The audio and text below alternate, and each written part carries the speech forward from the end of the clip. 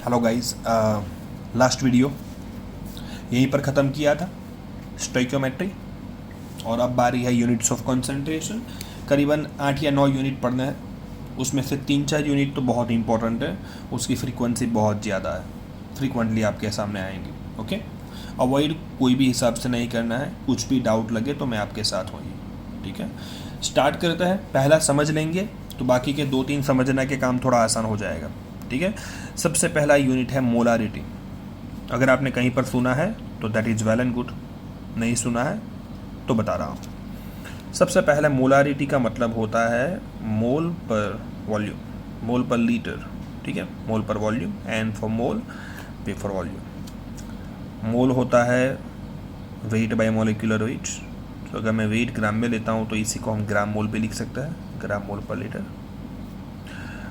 ग्राम मोल का मतलब given mass by molecular mass. ठीक है, गिवन मास इन ग्राम, इसलिए ग्राम मोल है बाय मोलिकुलर मास। और वॉल्यूम जो है हमें लेना है लीटर में। अगर आप ml में लोगे तो कोई चिंता नहीं है, ऊपर 1000 कर दो तो काम हो गया हमारा। ठीक है, वेट बाय वॉल्यूम जो यहाँ पर आपको दिख रहा है, इसको स्ट्रेंथ भी बोला जाता है।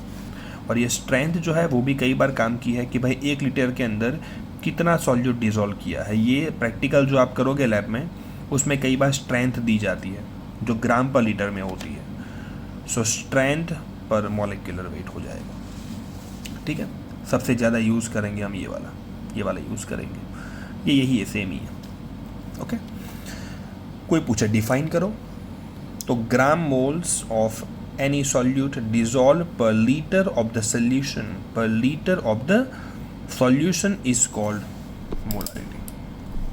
क्या बोला?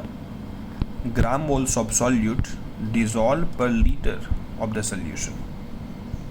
ठीक है, सो यहाँ पर किसी का भी, मानो कि मैं 1 मोल लेता हूँ तो 1 लीटर के अंदर डालना नहीं है, लिखा है पर लीटर ऑफ द सॉल्यूशन, मतलब टोटल सॉल्यूशन 1 लीटर बनाना है। Be careful.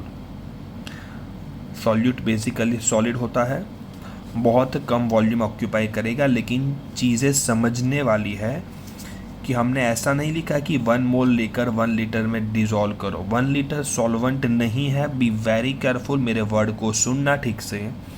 1 gram mole of solute dissolve पर litre of the solution, that means after making 1 molar 1 litre, total solution का वॉल्यूम 1 लीटर होना चाहिए। ठीक है, चलो, इसको मोलारिटी बोलता है। अब पूछे 1 मोलार सॉल्यूशन का डेफिनेशन बताओ, तो 1 gram mole of solute in 1 litre, solvent नहीं सॉल्यूशन। ठीक है, तो 1 ग्राम मोल यहाँ हो जाएगा 1 और 1 लीटर, तो 1 कैंसिल, ये 1 आ जाएगा। तो 2 ग्राम मोल है और 2 लीटर्स के अंदर है भाई, तो भी कितना हो जाएगा? 1 ही हो जाएगा।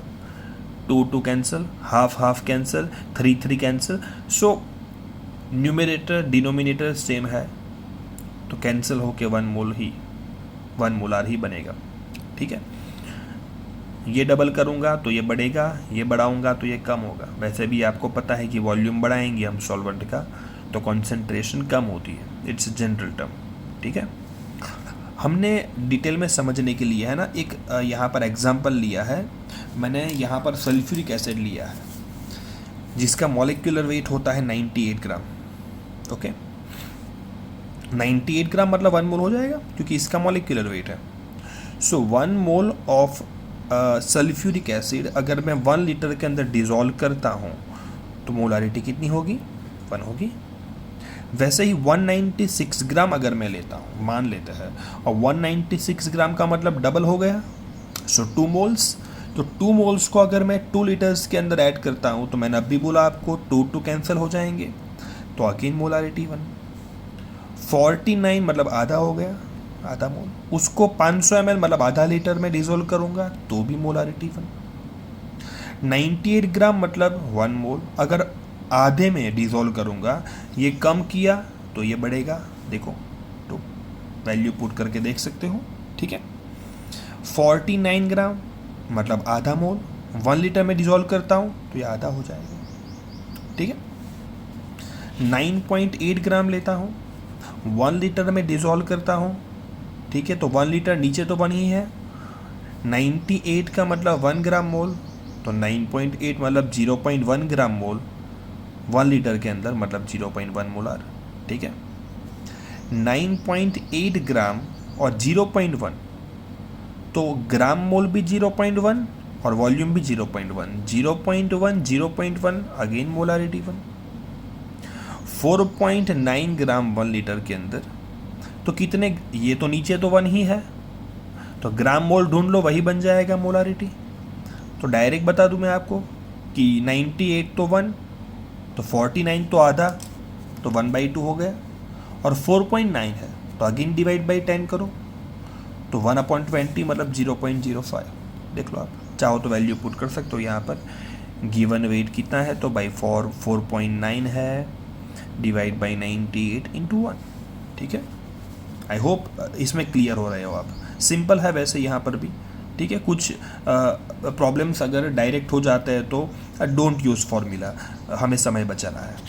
ठीक है, अब कुछ इसके रिलेटेड फॉर्मूलाज हमारे पास है, बहुत आने वाली है। ठीक है, ये सो जो हमारा पहला फॉर्मूला है मोलारिटी के अंदर, वो बेसिक फॉर्मूला था। यहाँ लिखा है कि जब भी लिखा है कि कोई दो सॉल्यूशन केमिकल रिएक्शन कर रहे हैं, जैसे कि एसिड बेस, ठीक है, या तो फिर ऐसा हो कि डिस्प्लेसमेंट रिएक्शन हो, डबल डिस्प्लेसमेंट सॉल्यूशन की, कोई भी दो सॉल्यूशन के बीच में अगर केमिकल रिएक्शन होती है तो आपको कौन सा फॉर्मूला यूज़ करना है, तो ये है M1V1 by M2V2 is equals to N1 by N2। M1V1 by M2V2 is equals to N1 by N2, जहाँ N है नंबर ऑफ मोल्स।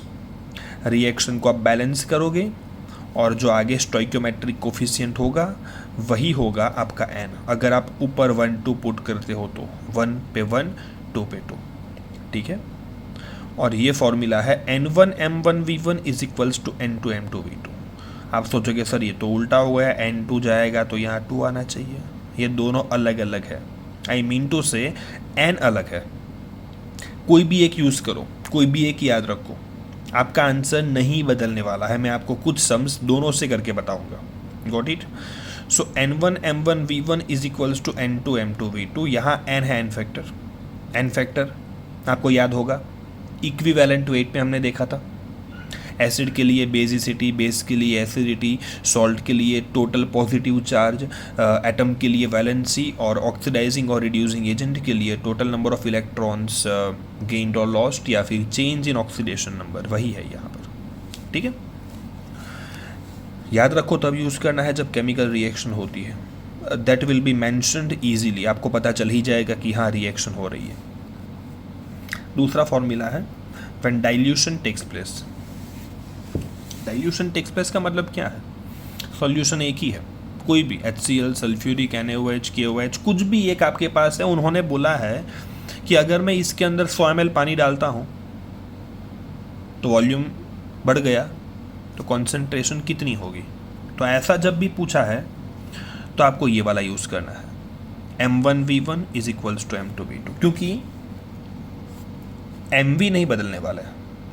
ये अगर मैं डबल करता हूं तो ये आधा हो ही जाएगा। तो M1V1 is equals to M2V2 for same solutions. ठीक है, या फिर ऐसा भी पूछ सकते हैं कि हमारे पास इतनी मोलारिटी वाला इतना वॉल्यूम है, तो इतनी मोलारिटी बनानी है तो कितना पानी ऐड करूं। ठीक है, तो ऐसे सम्स यहाँ पर आएंगे। ओके, आएंगे तभी क्लियर होगा ये। फिलहाल तो थियरी चल रही है, उसको पहले दिमाग में अच्छे से डालो। मैंने बहुत क्लियर करके लिखा है ताकि पता चले कि कौन सी फॉर्मूला यूज़ करनी है। तीसरा है व्हेन मिक्सिंग ऑफ 2 और मोर नॉन रिएक्टिंग सॉल्यूशंस। भाई मेरे पास 3 बीकर है मान लेते हैं, तीनों के अंदर HCl है, अलग अलग कॉन्सेंट्रेशन है और अलग अलग वॉल्यूम है, तीनों को मिक्स करता हूँ। अब आपको पता है कि एसिड कभी भी एसिड के साथ रिएक्शन नहीं करते, सो तब जो रिजल्टेंट मोलारिटी होगी वो कितनी होगी। लिखा है, बहुत क्लियर है, व्हेन मिक्सिंग 2 और मोर नॉन रिएक्टिंग सॉल्यूशंस, सो M1V1 प्लस M2V2 जितने भी है प्लस M3V3 M4V4 जितने भी है, यह है रिजल्टेंट मोलारिटी और यह है total volume, that is V1 plus V2 plus V3 जो भी है। समझ में आ गया। सो ये हो गया हमारा मोलारिटी। मोलारिटी समझते हो तो इसके बाद वाले टर्म्स समझना हमारे लिए थोड़े आसान हो जाएगा। समझ में आ गया आपको। चलो, नॉर्मलिटी की बात हम करेंगे अगले वीडियो के अंदर।